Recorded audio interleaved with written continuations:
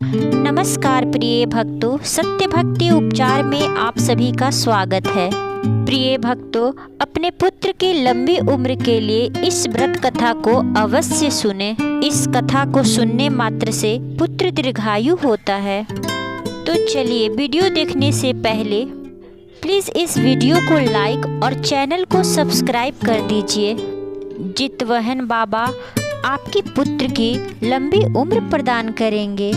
जितिया व्रत का मुख्य उद्देश्य संतान की लंबी उम्र और सुख समृद्धि के लिए की जाती है। जितिया व्रत को जीवित पुत्रिका व्रत के नाम से भी जाना जाता है। इससे भगवान जीमूत वाहन की पूजा अर्चना की जाती है। इस व्रत को महिलाएं अपने संतान की लंबी आयु और अच्छे स्वास्थ्य की कामना करती हैं। इस व्रत को महिलाएं निर्जल उपवास व्रत रहकर पूजा अर्चना करती हैं। 2024 में 25 सितंबर को जितिया पूजा मनाया जाएगा। जितिया व्रत कथा इस प्रकार है। एक समय की बात है, किसी वन में एक चील तथा सियारिन रहती थी। चील तथा सियारिन में गहरी मित्रता थी। चील तथा सियारिन दोनों हर काम मिलजुल कर किया करती थी और प्रेम भाव से एक साथ रहती थी। एक बार कुछ महिलाएं जंगल में आईं और वहां किसी जीवित पुत्रिका व्रत की आपस में बात कर रही थी। यह सब देख चील के मन में जिज्ञासा जग गई। वह इन महिलाओं के पास गई और पूछने लगी कि आप लोग कौन से व्रत कर रहे हैं। महिलाओं ने जितिया व्रत के बारे में पूरी विस्तार से चील को बताया। चील ने भी तुरंत अपने सियारिन मित्र के पास गई और उसको जितिया व्रत के बारे में बताया। व्रत को बताने के बाद चील तथा सियारिन ने दोनों यह निश्चय किया कि हम दोनों भी जितिया माता का व्रत पूरी विधि विधान के साथ पूजा अर्चना करेंगे। चील तथा सियारिन ने जितिया माता का व्रत करने का संकल्प ले लिया और शाम को पूजा करने की ठान ली।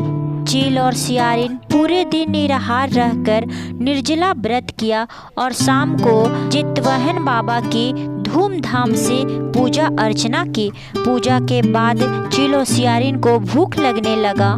सियारिन अपनी भूख बर्दाश्त न कर सकी और वह जंगल में जाकर शिकार तलाशने लगी। सियारिन जब शिकार देखकर मांस खा रही थी, तब चील ने उसे देख लिया कि उसने व्रत तोड़ दिया।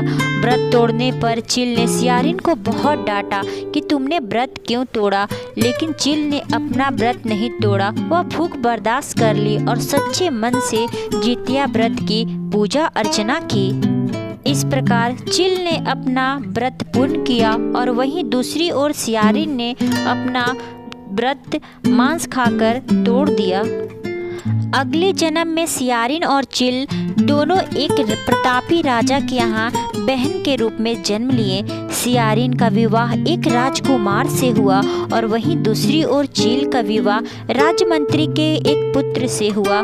कुछ समय बीता तो सियारिन ने एक पुत्र को जन्म दिया। जन्म के कुछ दिन बाद ही उसके पुत्र की मृत्यु हो गई। सियारिन के पुत्र के मृत्यु के बाद उसकी बहन चील ने भी एक पुत्र को जन्म दिया जो जीवित तथा स्वस्थ था। यह देखकर सियारिन के मन में अपनी बहन चील से ईर्ष्या होने लगी। सियारिन ने अपने बहन के पुत्र तथा पति को जान से मार देने की कोशिश की, परंतु दोनों ही बच जाते थे। एक दिन देवी माँ सियारिन के स्वप्न में आईं और उन्होंने सियारिन से कहा, यह तुम्हारे पूर्व जन्म का कर्म फल है।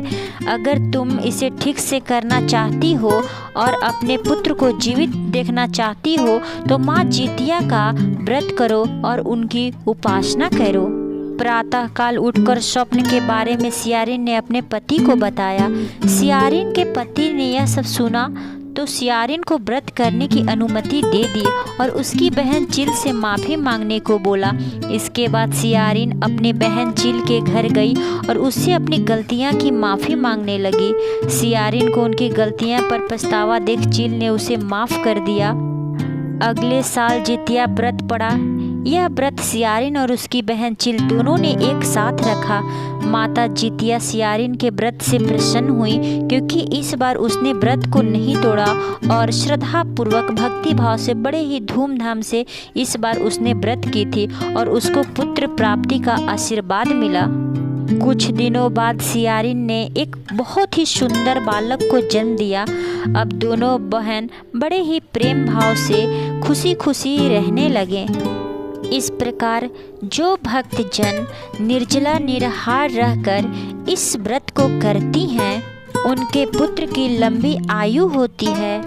उनके पुत्र के ऊपर जितवहन बाबा का आशीर्वाद प्राप्त होता है। पुत्र के ऊपर आने वाली हर संकट, हर बाधाएं, हर कष्ट जितवहन बाबा समाप्त कर देते हैं और इसके साथ ही साथ सदैव जितवहन बाबा कवच की तरह उसके पुत्र की रक्षा करते हैं। प्रेम से बोलिए जितवहन बाबा की जय। प्रिय भक्तों, यदि यह कथा आपको अच्छी लगी हो तो प्लीज़ हमारे चैनल को सब्सक्राइब और बेल आइकन को प्रेस कर दीजिए। धन्यवाद।